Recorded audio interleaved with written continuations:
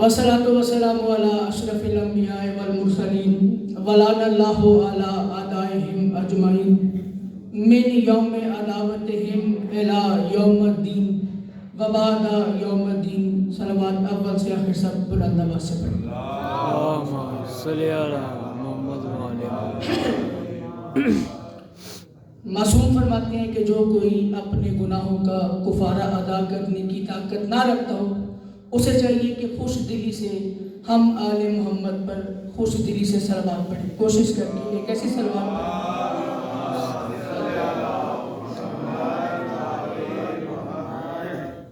बड़ी मेहरबानी। 4 मिसरों से आगाज़ गुफ्तगू करते हैं। बंदे कम ज़्यादा होना कोई बड़ी बात नहीं होती है। इस अकीदे के साथ मैं इस अज़ा खाने में आपकी समातों के हवाले बात कर रहा हूँ कि मेरा यकीन है कि मेरे सामने वो बैठे हुए हैं जो अली को मानते हैं, सोचते नहीं। तो ज़ुबान के साथ बोल के जहाँ पर कोई बात अच्छी लगे थोड़ा सा मुस्कुरा दीजिएगा। दाद के लिए इस जगह पे आए नहीं। ये तो आप जानते हैं कि ज़िक्र मोहम्मद वाले मोहम्मद में आता ही वो शख्स है कि जिसके बड़ों ने गदीर में अली की तारीफ की थी। वही जुबान बोलती है जिसका बोलना अली बादशाह को पसंद है। वही हाथ उठता है जिसका हाथ अली बादशाह के हाथ जिसको पसंद होते हैं। 4 मिसरे पढ़ के मैं आपके सामने अपना मयार रखता हूँ। सुन के आप मुझे अपना मयार बता दीजिएगा। उसके बाद जितना सफ़र तय पा गया उसके मुताबिक गुफ्तगू कर लेंगे, वरना आया भी हो गया, बैठा भी हो गया, सुना भी हो गया, पढ़ा भी हो गया। सलवात पढ़े शेर पेश कर रहा हूँ।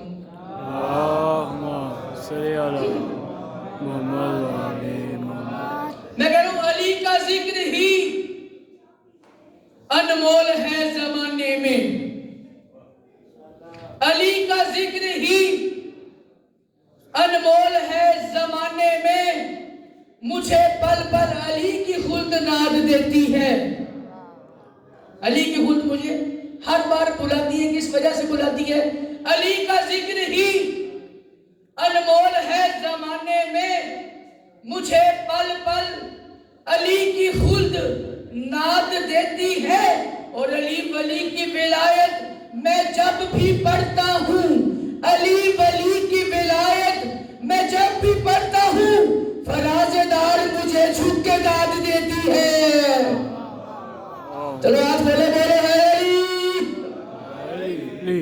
फराज़ेदार मुझे झुक के दाद देती है।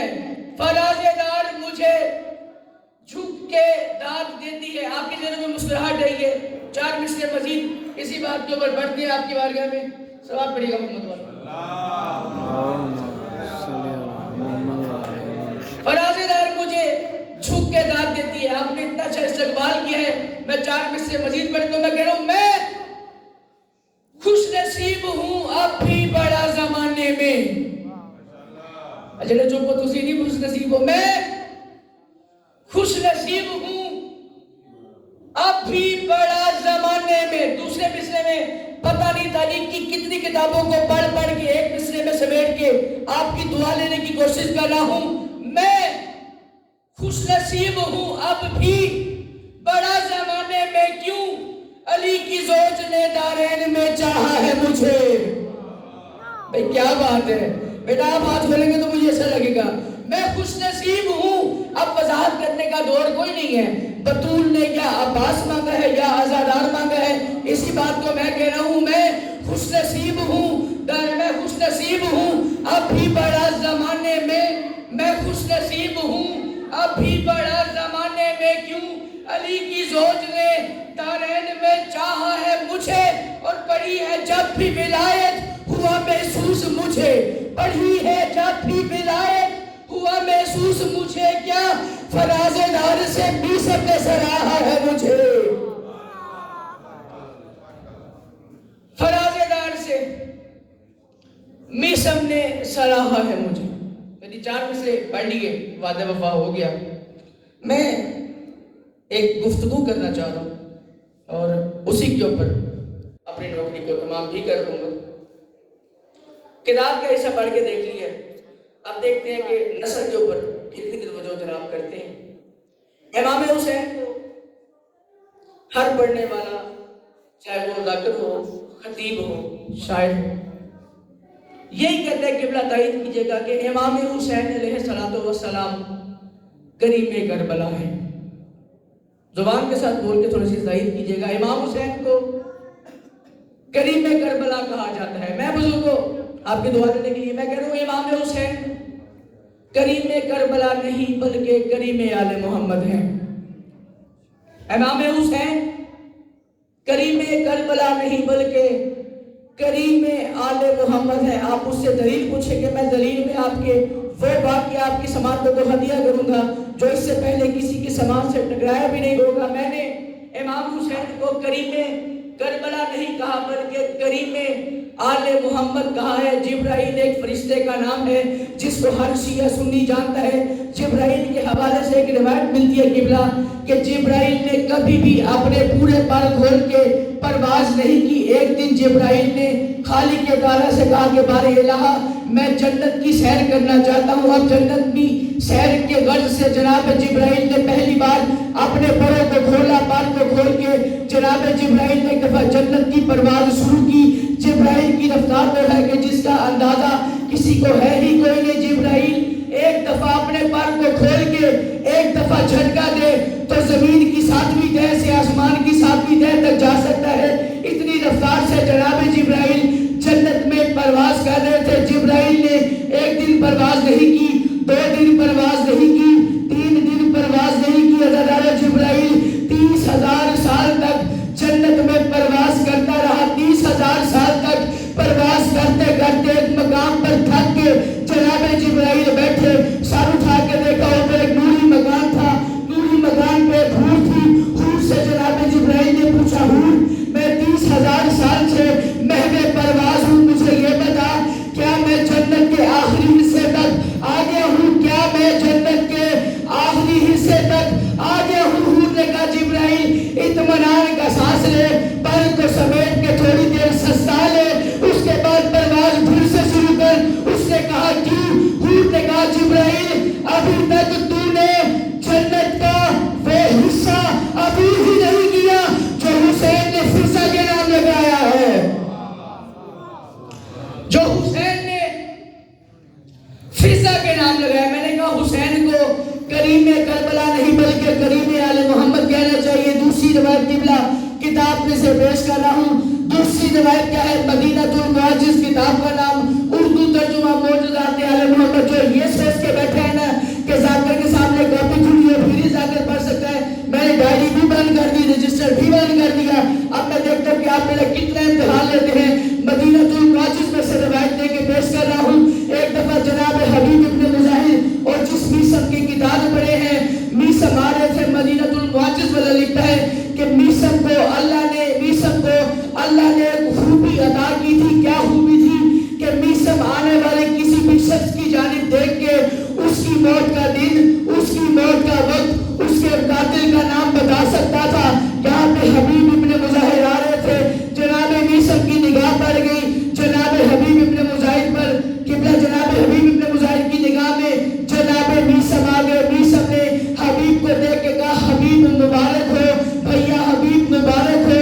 حبیب نے کہا کس بات کی مبارک؟ جناب میسم نے کہا حبیب 61 ہجری ہوگی، 10 محرم کا دن ہوگا، آپ کربلا کے میدان میں رسول کی نصرت کرتے ہوئے ایک باغی گروہ کے ہاتھوں مارے جائیں گے.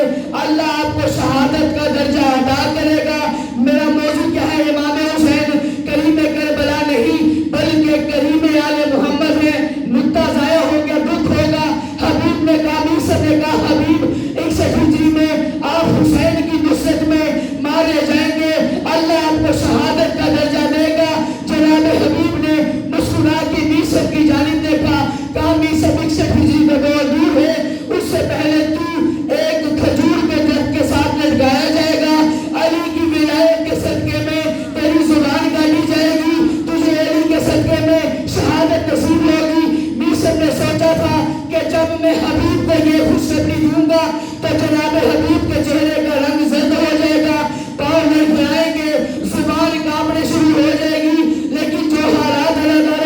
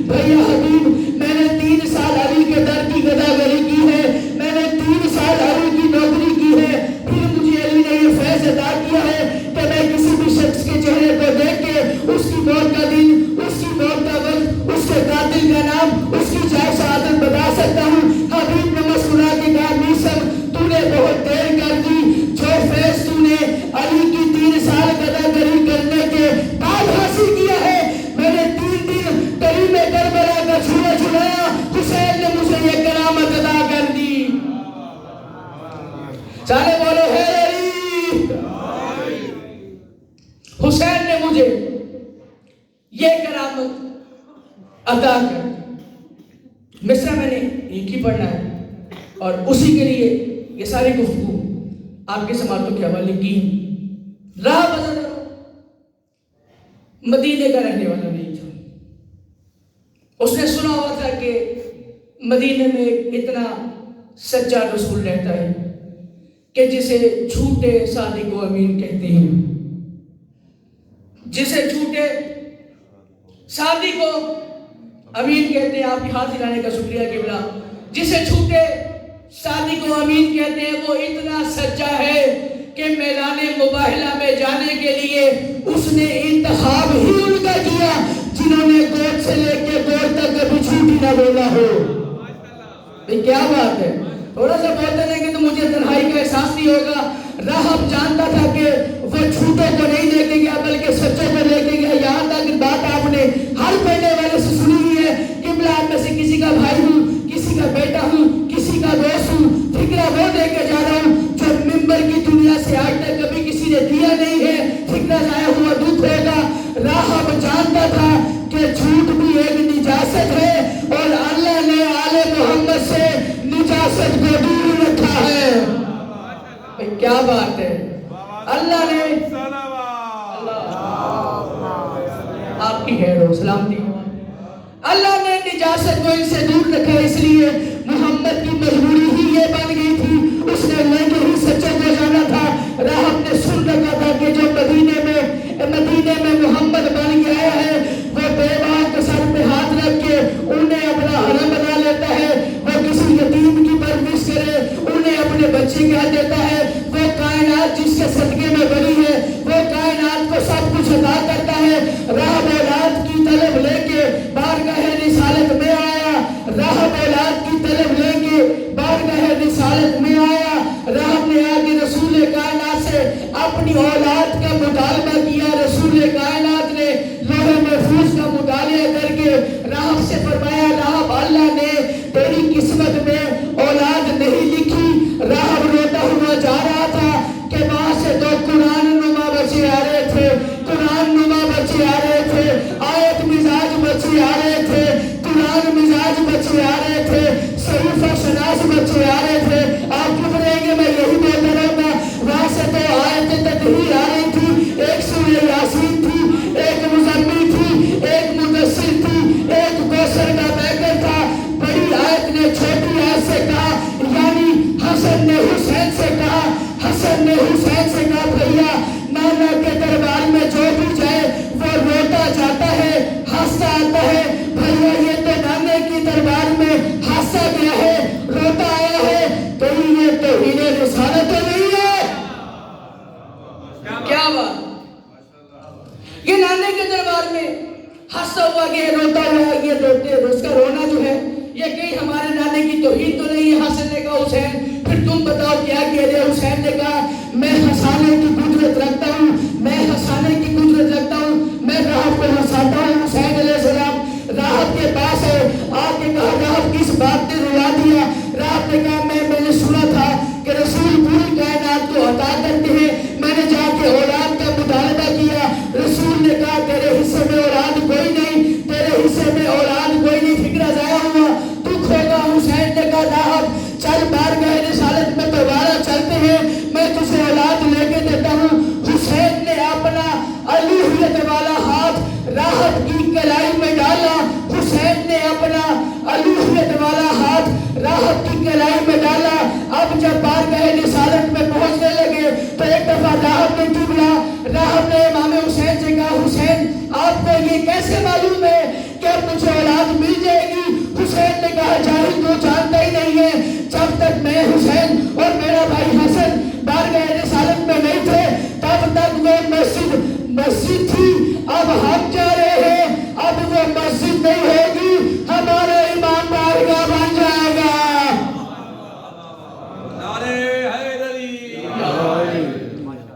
قبلہ کی سے سلامتی کے لیے بلند تر سلام۔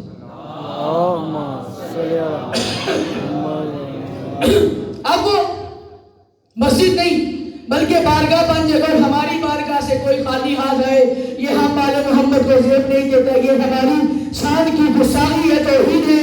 بس جناب امام حسین راحت کو لے کے سرکار دو عالم کے پاس ہے، ایک دفعہ کہا نانا اس کو اولاد کیوں نہیں عطا ہوئی؟ آواز آئی لوح محفوظ پہ میں نے مطالعہ کیا، اللہ نے اس کے نصیب میں اولاد نہیں لکھی، میرا فکرہ ضائع ہو گیا، میں نتیجے کی طرف آ رہا ہوں، مجھے دکھ ہوتا اگر کوئی بندہ بول نہ سکا۔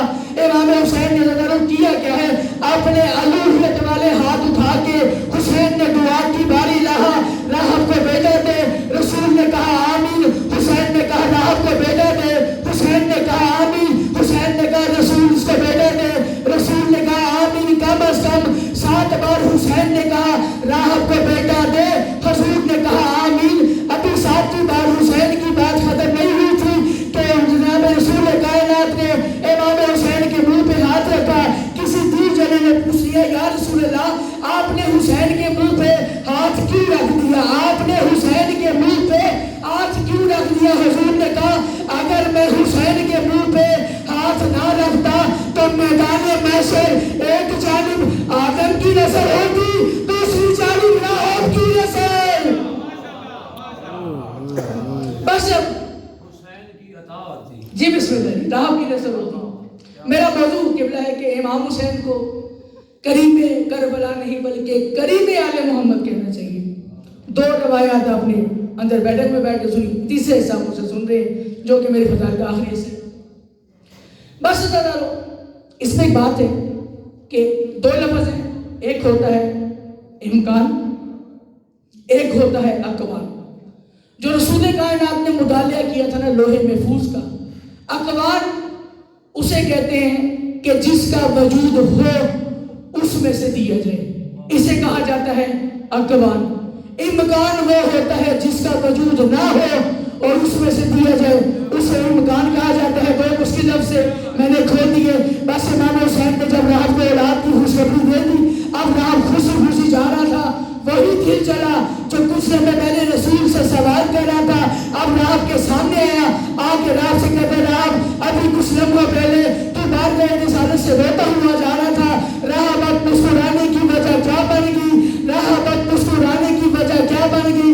نتیجے کو سمیٹ کے 4 مصرے میں پیش کر کے سلام کر کے جا رہا ہوں، راحت مسکرانے کی وجہ کیا بن گئی؟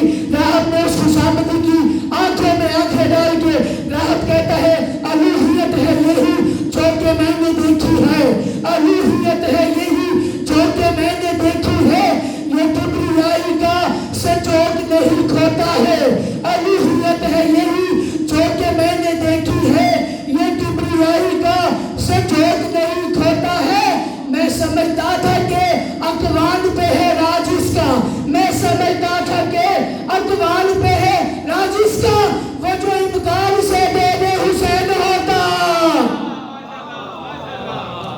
ارے بولو لبیک یا حسین، لبیک یا حسین، لبیک یا حسین، لبیک یا حسین، لبیک یا حسین۔ ایک حصہ تمام ذاکر صاحب آ چکے ہیں، ان کو تاخیر اگر کرواؤں گا ان کا بھی گناہ گار ہے، سیدہ کا بھی مجرم ہے۔ امام حسین کو کریم کربلا نہیں بلکہ کریم آل محمد کہنا چاہیے، اور اسی کریم آل محمد نے اپنی نماز شب کا صلہ مانگا، اس کو سکینہ بنت الحسین کہتے ہیں۔ فضائل آپ میں سے جس نے جیسے سنا میں راضی ہوں، کوئی گلہ نہیں، کوئی شکوہ نہیں، لیکن مسائل میں کوشش کیجیے گا کہ ذاکر کے لیے نہیں، ذکر کی تائید میں 1 سے 2 آنسوں کا پرسہ، تاکہ شام سے آنے والی آپ سے راضی ہو کے جائے۔ اور آپ عزاداروں کے لیے شام والی بی بی کا ایک فرمان ذاکر صاحب کی موجودگی میں آپ کی حوالے کر رہا ہوں کہ شام کی مستور فاتح شام بی بی ہر مجلس میں سب سے پہلے آ کے بیٹھتی ہے اور آنے والے تمام عزاداروں سے بی بی مخاطب ہو کے کہتی ہے کہ دیکھو آنسو مجھے زینب کی حسرت ہے، میری مسافت دیکھنا، میری حسرت دیکھنا، کیوں کہ میں علی کی وہ پردہ دار بیٹی ہوں جو سگے بھائی کی لاش سے ایسے گزر گئی نہیں تھا، لہذا دو آنسو کی خلاف کوئی لمبا چوڑا مسائل نہیں پڑھنا. ایک گفتگو میں لازمی کرنا چاہ رہا ہوں کیونکہ آج اسیر بغداد کا تابوت برآمد ہو گیا، جو کہ پھر آخر کی اسیر سے جناب علامہ پروفیسر نعیم الاسلام بخاری صاحب نکالیں گے. آل محمد کے گھر میں ذرا رو، دو جنازے ایسے ہیں کہ جو آج تک قید ہیں، 1400 سال ہو گئے لیکن وہ آج بھی پابند رسل ہیں. میرا موضوع ساتویں امام نہیں بلکہ وہ معصومہ ہے کہ جو شہادت پا جانے کے بعد بھی زیورات سمیت شام کے غریبوں والے قبرستان میں دفن ہوئی. میں وہ بات کرنا چاہ رہا ہوں کہ جو ذاکری کی دنیا میں بہت کم کی گئی ہے. یہ بیوی جب دنیا میں آئی، بظاہر ہر بندہ صاحب اولاد ہے، لیکن ممبر صاحب ہمارے گھر میں جب کوئی بیٹا یا بیٹی آتی ہے تو ہم سب سے پہلے اپنے بچے یا بچی کو پیار کرتے ہیں. یہ حسین کی معصومہ بیٹی دنیا میں آئی، کتاب کا نام ڈاکٹر صاحب ستارے دمشق، اس کتاب سے لے کے روایت پیش کر لوں. یہ بی بی دنیا میں آئی، بی بی عمر رباب سلام اللہ علیہ نے ہاتھوں پہ لیا ہوا تھا. میں اس پر بھی اپنا مسائل چھوڑ دوں تو میرے حصے کا مسائل پورا ہو جاتا ہے. بی بی رباب سلام اللہ علیہ روایت کرتی ہیں کہ جب امام حسین ایک دفعہ گھر میں آئے، آ کے دیکھا اللہ نے بیٹی عطا کی ہے. جناب امام حسین کو بی بی رباب نے کہا کہ مولا حسین میں آپ کے نانے کی شریعت سے بھی واقف ہوں. آپ کے نانے کی شریعت کہتی ہے کہ جب کبھی کوئی صاحب اولاد ہو تو ماں باپ کا پہلا حق بھی ہے، ماں باپ پہ فرض بھی ہے کہ وہ اپنی اولاد کو پیار کرے. مولا میں رباب بن کے آپ سے التماس کرتی ہوں، آپ سکینہ کو پہلا موسیٰ دیں. امام حسین نے کیا کیا ہے؟ مزاج یہ بنتا تھا نا ذاکر صاحب کہ امام حسین بیٹی کی پیشانی چومتے، بیٹی کے رخسار چومتے، بیٹی کے لب چومتے. امام حسین نے کیا کیا ہے؟ سکینہ کے گلے سے کپڑا ہٹا کے امام حسین نے پہلا بوسہ سکینہ کے گلے پہ دیا. بی بی رباب کھڑی دیکھتی رہی. اب حسین نے کہا رباب دوسرا بوسہ سکینہ کو آپ کیجئے. بی بی رباب سوچ رہی تھی کہ شاید امام حسین مجھے کہیں گے آپ سباب آپ سکینہ کی پیشانی چومے، سکینہ کے رخسار چومے، سکینہ کے لب چومے. بی بی نے ہمارے اور آپ کے رونے کے لیے پوچھ لیا مولا میں سکینہ کو کہاں سے بوسہ دوں؟ میرا فکرہ ضائع ہو جائے گا اگر ماتمی کا ہاتھ سینے پہ نہ آ سکا. بی بی رباب نے کہا مولا حسین میں سکینہ کو کہاں سے پیار کروں؟ آواز آئی رباب آپ سکینہ کے تلووں سے بوسہ لیں، آپ سکینہ کے تلووں سے بوسہ لیں. آواز آئی کیوں مولا؟ آواز آئی سکینہ نے 3.5 سال میں اتنا سفر طے کرنا ہے جتنا سجاد 24 سال میں نہیں کرے گا. جتنا سجاد 24 سال میں نہیں کرے گا. آخری حصہ اور سلام کر کے جانو قبلہ کیونکہ ساتویں امام کا تابوت بھی برآمد ہو گئے. میں نے ساری گفتگو چھوڑتی میں ہوتا لمبا مسائل پڑھتا. ساتویں امام سے ایک شخص نے آ کے پوچھا مولا آپ کے جد سید سجاد کیا شام میں بہت غریب تھے؟ آوازیں بالکل بہت غریب تھے. مولا چوتھے امام کی ایسی کیا مجبوری بن گئی تھی کہ انہوں نے جناب سکینہ کے زیورات اتارنے نہیں دیے. میرا خطاب ہر ماتمی اور زنجیر زن سے ہے. زنجیر زن اس بات کو سمجھے گا قبلہ جب زنجیر کا پرسا مارتا ہے نا زنجیر زن ہوتا کیا ہے؟ زخم بھاگ جاتے ہیں، زخموں میں قمیص چپٹ جاتی ہے، پھر جب قمیص چھوڑاتے ہیں بڑی دشواری ہوتی ہے. اس معصومہ کو جتنی معصوم تھی اتنی مظلوم تھی. میں نے کوئی مظلومیت نہیں پڑھی. میں ساتویں امام کے حوالے سے ایک روایت پڑھ کے تاکہ امام موسیٰ کاظم کے ذکر خیر میں بھی اس حقیق کا حصہ ڈال جائے اور بی بی سکینہ کے حوالے سے بھی روایت آپ کے دوست گزار کر دوں. ساتویں امام سے ایک شخص نے پوچھا مولا کیا جناب سید سجاد کو بی بی سکینہ کے زیورات اتارنے کی اجازت نہیں تھی؟ منہ پہ ماتم کر کے 7ویں امام نے کہا اجازت تھی، لیکن سید سجاد کی مجبوری بن گئی تھی۔ مولا کیا مجبوری؟ آواز ہی نہ تو سن سکتا ہے نہ میں پڑھ سکتا ہوں۔ اس نے کہا مولا دادی کے زخمی پہلو کا واسطہ ذرا بتائیں تو صحیح۔ آواز ہی میری دادی سکینہ کے دوست زیورات بھاگے تھے، ہڈیوں میں زیورات بے بس ہو گئے تھے، اوپر سے دوست نے ان زیورات کے اوپر پردہ کر دیا تھا۔ اگر شام کے زندان میں میرے دادا سید سجاد سکینہ کے زیور اتارتے